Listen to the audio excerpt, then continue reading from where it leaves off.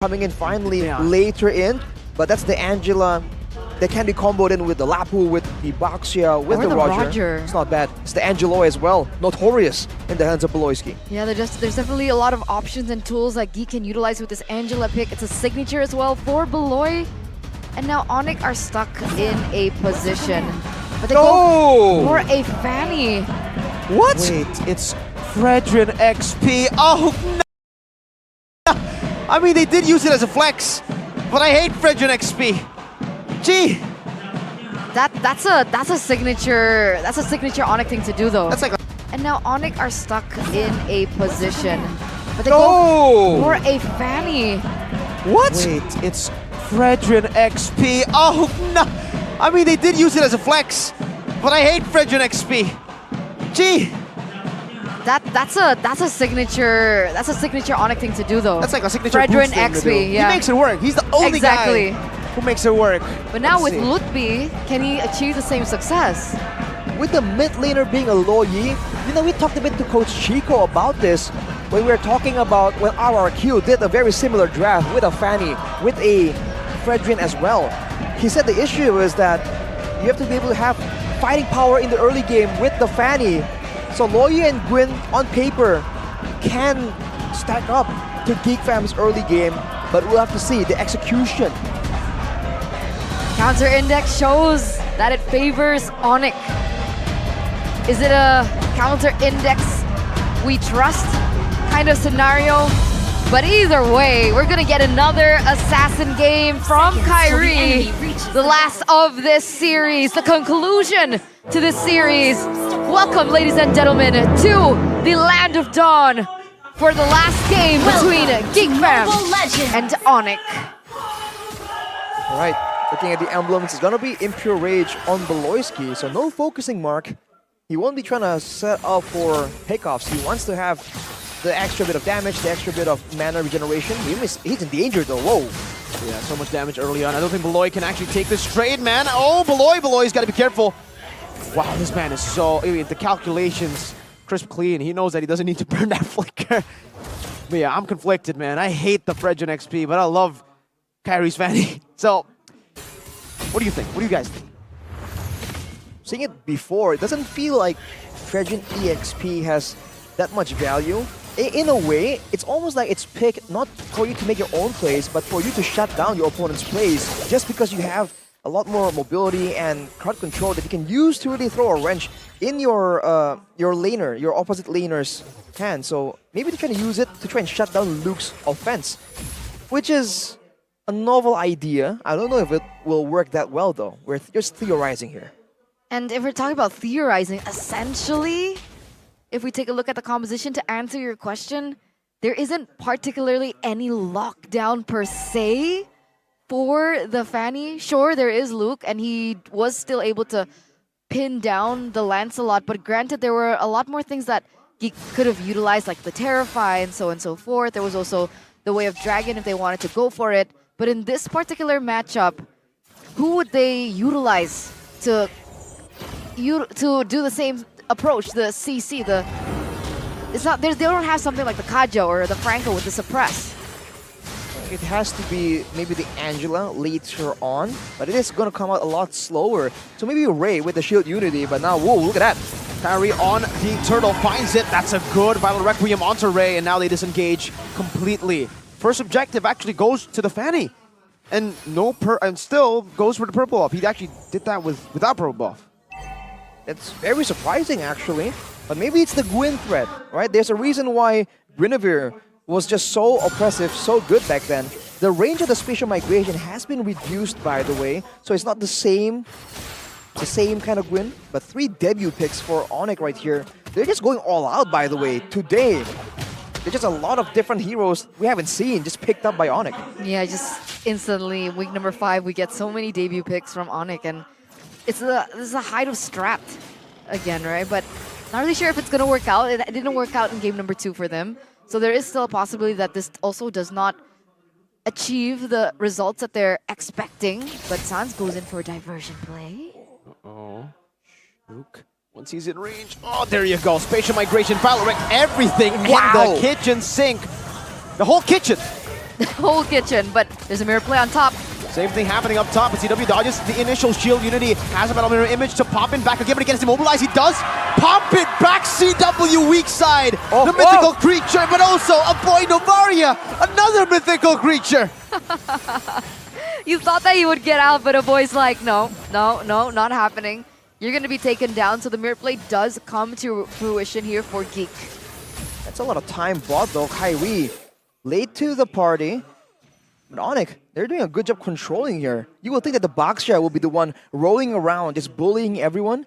But the fact that the Lo Yi is in the picture, I think it's making Geek second think whenever they're rotating around. Like, hey, we haven't seen Sans in a while. Where is he? We want to know, right? Kita kepo. Kita kepo. Sorry. We are curious in Indonesian. Essentially, it's also a little bit more difficult because Beloyski is on an Angela that isn't necessarily as great to check up on bushes, because Keyboy's on the Guinevere. It's a lot more easy to get picked off. But I guess they do have a boy to do that, but the scouting isn't the same. Look at that. Delay earlier from the Frederick turns out to be an invade setup for Kyrie. Actually goes for the orange buff, takes it away, and still on time to go for a turtle here. Ludpi also dealing a whole lot of damage with this XP Fred. Sans could flicker out, but now it's another flicker as well. Wow, the peel from Keyboy with that spatial migration and the Battle Requiem to stop him here. Hard guard already used up. Keyboy gonna find the kill on Luke, and again, Geek fam have not gone for the turtle. It's still only now being started up. Onic can actually go for this fight. Ludpi is trying his best to delay it. Kyrie's walking again, and it's going to be Ray who wins it out this time. Ludpi very low, walking back. Keyboy. Oh, Chidera. Oh, pops the spatial migration. I think he thought he had a flicker. CW with Blazing Duet now on the Chidera. Not enough damage to take him down, not just yet. As an Astral Echo to lock him down just a bit. Ludpi went in, flickers backwards, and now it's Kyrie to go for the execute. Misses one cable and will not be able to go for more. Luke, though, as the bravest fighter, jumps onto Sans. Has a stun. Cancelled out. Not cancelled this time. Now it's Sans who's going to get obliterated up top. Wow.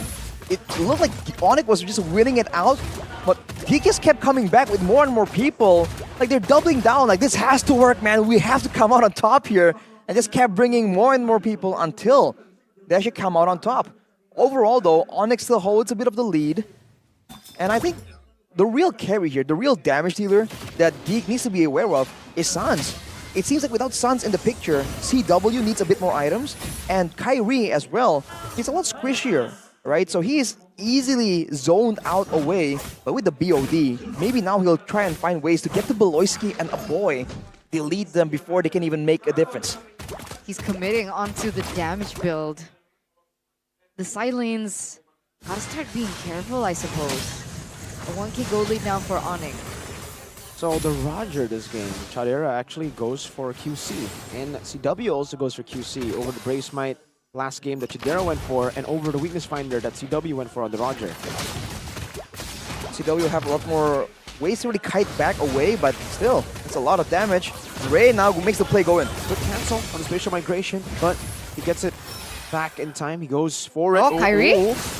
Interesting play from Kyrie. Whoa! Oh my god, one more shot! Kyrie, you are taking a gamble, man. Oh my god. He gambled on his skills. And I don't know if it paid off. Not just yet. Geek fam.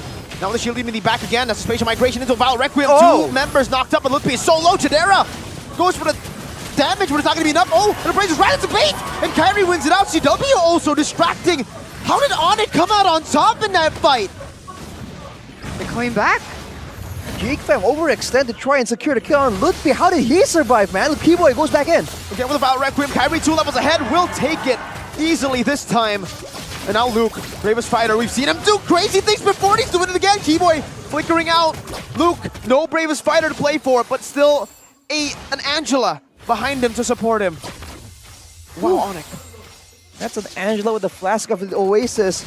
But even so, the fight was so chaotic. Somehow, some way, Onic find a way to come out on top. Beloyski! Demolished! Yeah. Kyrie flexes the cables, man. 4-0. Kyrie sees the opportunity and he goes for it. Initially, we thought that play 1v4 into the bush. I mean, he's a risk taker. He risked on the Boxia before, but Hirix here with the Fanny was able to abate a few resources, and then they were able to get a benefit out of it. Is that the new game plan? I mean, if it is working very well. By the way, get 1 penny for Mirko because it's a corrosion scythe built up by Chadera. Let's see, Keyboy again. That's a lockdown on the Chadero, the Battle Requiem, and CW is Kai! In the back fights a boy! And Onic again, off of a distraction from the team, gets a kill through Kyrie in the other side. It's almost like Onic's specialty, man. The fact that they are still in a team fight together, but there's so many things happening. They're overloading Geek fam, a team that's so used to going with a linear team fighting style. When they have to fight off one big ultimate, they always do well, but now they're struggling. Even Beloyski seems lost on who the heck is he supposed to put the hard guard on. Yeah, the scatter, the brain scatter coming through now because Onic making it so chaotic. They're going to be able to get a turret down in the bottom side, so that's another objective secured by Onic. Kyrie has been having a great time actually, previously 4-0-0, now 5-0-0. Absolutely no one has been able to shut this man down. Is this the time? Whoa. Nope. He's drawing like zigzags in the land of dawn with those cables, man. That is unreal. And while they're dealing with Kyrie, by the way, CW is just power farming, and he has so much more security. Like you mentioned, Mirko, the Quantum Charge, more sustain, more movement speed, but even the sprint allows him to outmaneuver even Ray technically. He has a better chance of escaping from the shield unity with that sprint. I mean, I said this earlier, I think in the first match, if I had $1 for every single Roger build, like, you said penny. I'd probably, yeah, but whatever. Man, I'm adding it up because 7 pennies can't get me anything. $7 gets me something at least, you know? But yeah, it happens there's 7 technical options for the Roger. He's going for attack speed, corrosion, DHS. Definitely not the build we have seen. Oh, Kyrie! Oh my, dude. Uh-oh. He's gambling onto this and he's gonna be able to escape Kyrie! Oh, not Whoa. this time. It's Ray who finds the kill and now a hard guard. The high risk, high reward play from Kyrie has gone down. This is the high risk. Keyboy, spatial migration defensively, a stun, only connecting on the CW. There's Loot P is still tanking in front. Good dodge from CW, the battle mirror image now as Keyboy looks for another set. But he will not be able to find it, not just now. Again for both teams resetting. Geek fam go back into the mid lane. 8 seconds left for Kyrie to respawn to the land of Dawn.